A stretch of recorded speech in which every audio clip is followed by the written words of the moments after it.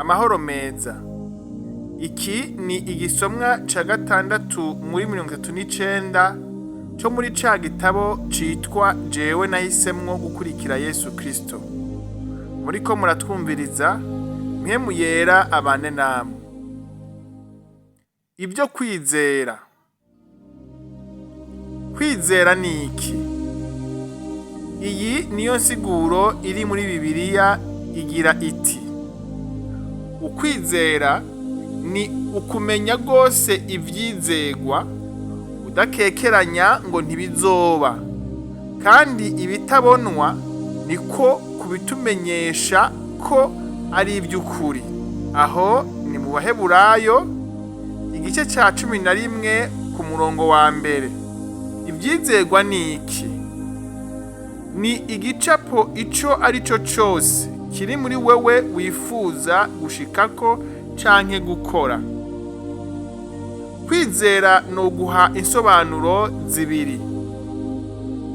Iya mbere ni ikigumbagumba kiba mu muntu kandi akacamana, kimwemeza neza atagukekeranya ko ico gicapo kiba canke kizoba. Yesu ati: ndababwira ukuri, iyo muba muri n'ukwizera mudakekeranya, ntimwokora ico uyu musukoni gusa, ariko mwobwira n'uyu musozi muti shinguka utabwe mu kiyaga, vyoba uko. Aho ni muri Matayo igice ca 21 ku murongo wa 21. Ubwa kabiri ni ikigumbagumba kiba mu muntu kandi akacamana, kimwemeza neza atagukekeranya ko ico abonye canke yumvise ko ariko kuri. Soma mu cete c'Abaheburayo igice ca 11 ku murongo wa 2 gushika ku murongo wa 3, havuga ngo: icyatumye abakera bashingirwa intahe ni uko bari bagufise. Ukwizera niko kutumenyesha yuko isi yaremwe n'ijambo ry'Imana. Cyo cyatumye ibiboneka bitaremwe mu biseruka. Kwizera niko rufunguruzo rwo gukizwa kwa rwa rupfu kw'abatizeye Yesu. Pawulo yavuze ati: kuko niwaturisha akanwa yuko Yesu ari umwami, ukizera mu mutima yuko Imana yamuzuye imukuye mu bapfuye, uzokizwa. Kuko umutima ari wo umuntu yizeresha akaronka ukugororoka, kandi akanwa akaba ariko yaturisha akaronka agakiza. Kuko ivyanditswe bivuga ngo uwizera wese ntazotegwa n'isoni.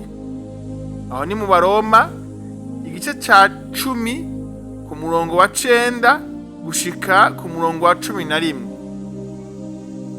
Mwene data, Imana yari yaramaze gufata ingingo yo gusubira kwica abari mw'isi bose kubwo ivyaha vyabo. Nta mbabazi zari zikiriho ukundi. Twese twarabo kwicwa rubi. Urukundo rwayo kuri twebwe ntigwayikundiye, ica ishiraho akaryo ku bantu kugira irabe ko yoronka abo yokiza ico gihano.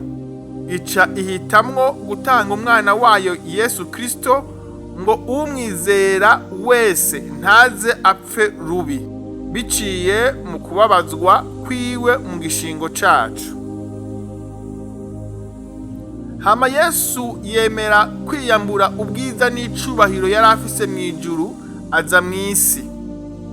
Ayivukiramwo afise ishusho nk'iyatwe, aricwa, arabambwa, arazuka, hama asubira kwa se.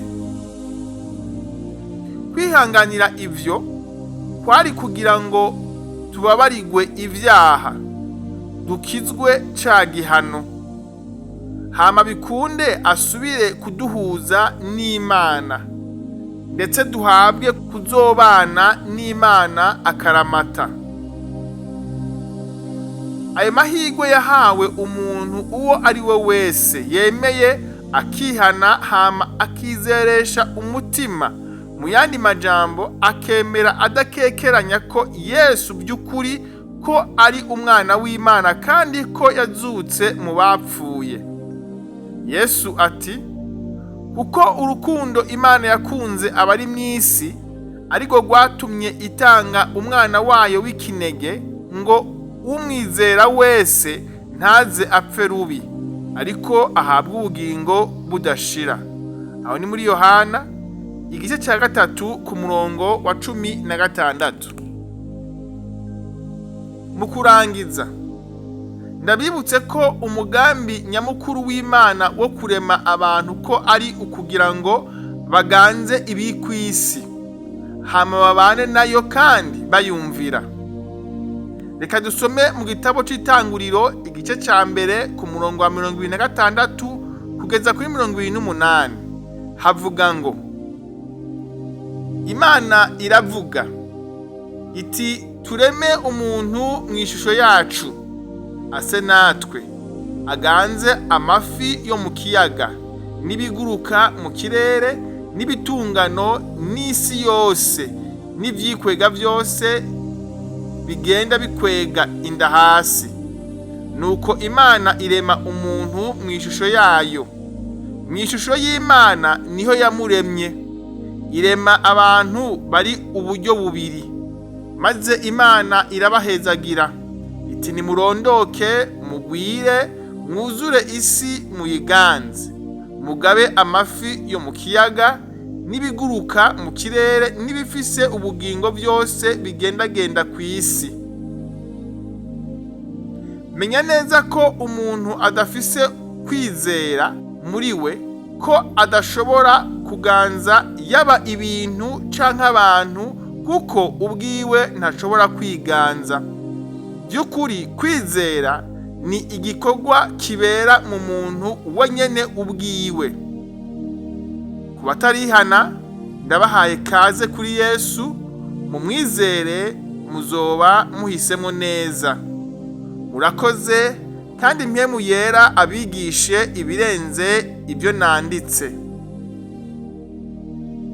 Hamwe woba wifuza ico gitabo cose mu bwoko bwa PDF canke mu majwi, mwotwandikira kuri WhatsApp yacu akamenyetso ko guteranya 257 71 39